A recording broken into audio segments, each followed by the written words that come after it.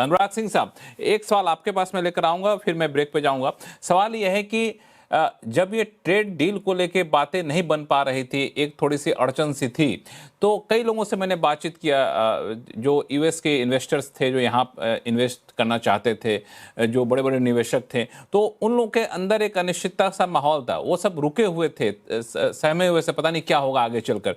आपको लगता है ये सकारात्मक संकेत मिलने के बाद फिर से वो इन्वेस्टमेंट का गेटवे खुल जाएगा? नहीं लक्ष्मण जी, वो उसमें दूसरी समस्याएं हैं। देखिए, अच्छा।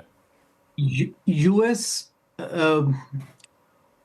ट्रम्प साहब नरमी बरत रहे हैं और बैक ऑफ कर रहे हैं, तो वो तकरीबन सभी देशों से एक स्टैंस नजर आएगा आपको कि probably he might unwind the tariffs also. ये भी हो सकता है आपको कि सुप्रीम कोर्ट से भी मर्जी नहीं है, तो इंडिकेशंस आ गए हैं कि ही विल अनवाइंड।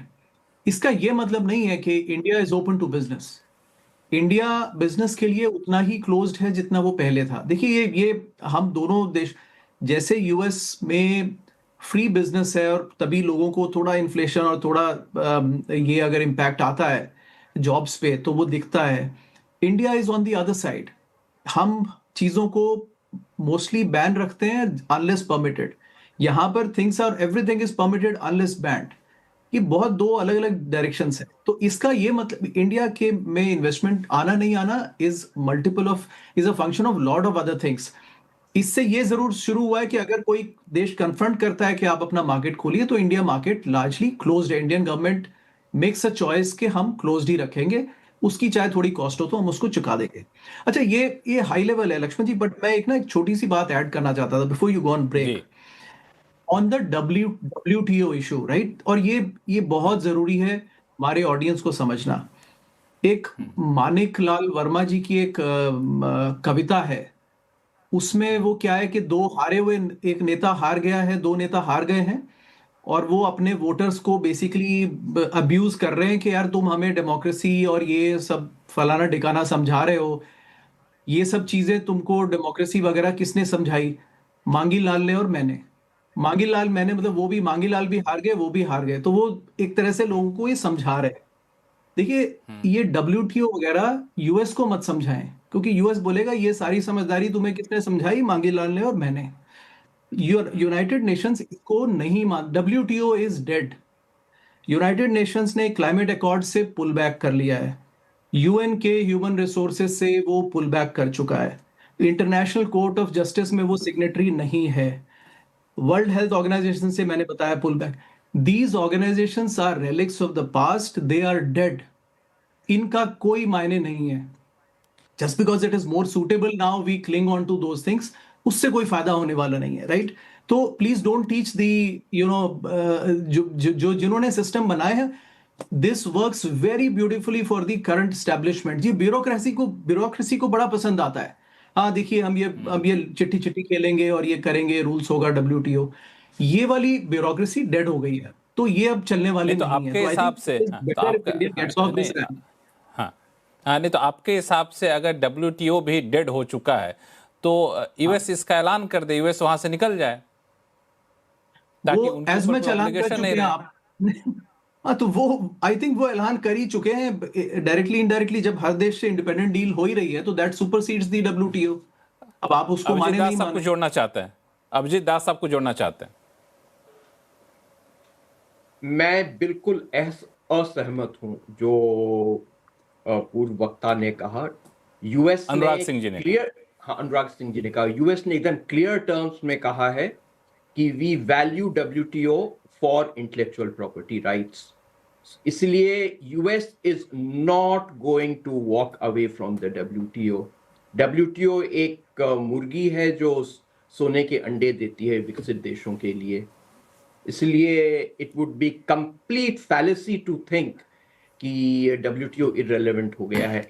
इस जंक्चर पर यह अवश्य है कि यूनाइटेड स्टेट्स WTO के रूल नहीं फॉलो कर रहा है, वहां तक मैं सहमत हूं। लेकिन यह कहना कि WTO इररेलेवेंट है, यह पूर्णतः गलत होगा। अनुराग सिंह जी कुछ ऐड करेंगे आप? नहीं नहीं, देखिए, आई एग्री, इंडिया में ये वर्जन बड़ा पॉपुलर है, but we can stick to it. हमारी इकोनॉमी, मैंने कहा, लार्जली एक क्लोज्ड इकोनॉमी है। हम कंटिन्यू कर सकते हैं अपने वर्जन से, बट दुनिया बहुत तेजी से बदल रही है, हम पीछे ना आपके रह हिसाब जाएं। सिर्फ से, सवाल हाँ, ये है, तो we have to change with the times. आपके हिसाब से, हाँ, आपके हिसाब से यूएस भी डब्ल्यूटीओ को ऑलमोस्ट छोड़ चुका है। सुमंता चौधरी साहब, यूएस को छोड़ना सूट करेगा उसको? इस पे दो मत है। अभिजीत दास साहब कह रहे हैं कि ये नहीं है संभव। बिल्कुल संभव, मैं अभिजीत से बिल्कुल सहमत हूं। US is still a beneficiary of the WTO, will continue to remain a beneficiary of the WTO, and therefore US threaten कर सकता है, उसमें जो उनके मर्जी के खिलाफ एजेंडा है उसमें जो है सहयोग नहीं करेगा, लेकिन डब्ल्यूटीओ का फायदा जरूर उठाएगा। अगर पहली बात होती तो डब्ल्यूटीओ से निकलना कोई बहुत बड़ी बात नहीं है, अभी तक निकले नहीं है और ना ही निकलेंगे वो। तो ये अनुमान लगाना कि यूएस डब्ल्यूटीओ से पूरा मुकर चुका है, दैट इज नॉट करेक्ट, पहली बात।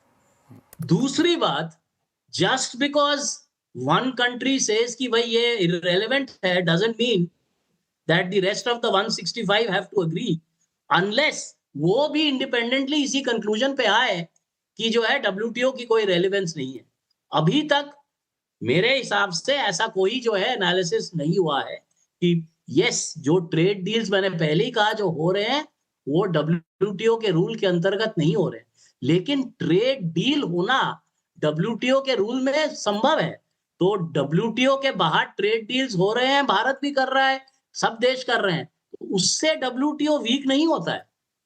दी प्रॉब्लम इज, अगर आप जो ट्रेड डील कर रहे हैं या जो कर रहे हैं उसमें आप ये रूल मान नहीं रहे हैं। दूसरी बात, जो डब्ल्यूटीओ या दूसरे इंस्टीट्यूशंस की बात है या क्लोज्ड इकोनॉमी, यहां भी मैं अनुराग से सहमत नहीं हूं।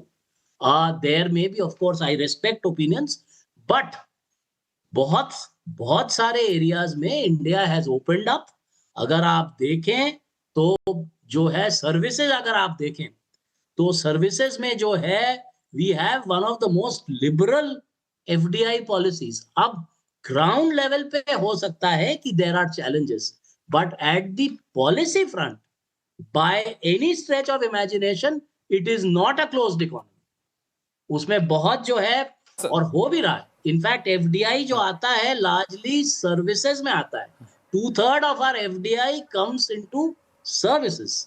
और अगर आप कंपेयर करें तो just 1 minute Anurag, 1 minute, let me complete. तो उसमें जो है हमारा, मैं कह रहा हूं कि ग्राउंड लेवल पे दैट इज वन लेवल, और दूसरी बात है कि पॉलिसी लेवल पे आप ओपन है या क्लोज्ड है। तो ये भी जो है one will have to sort of make this distinction very clearly. Anurag ji,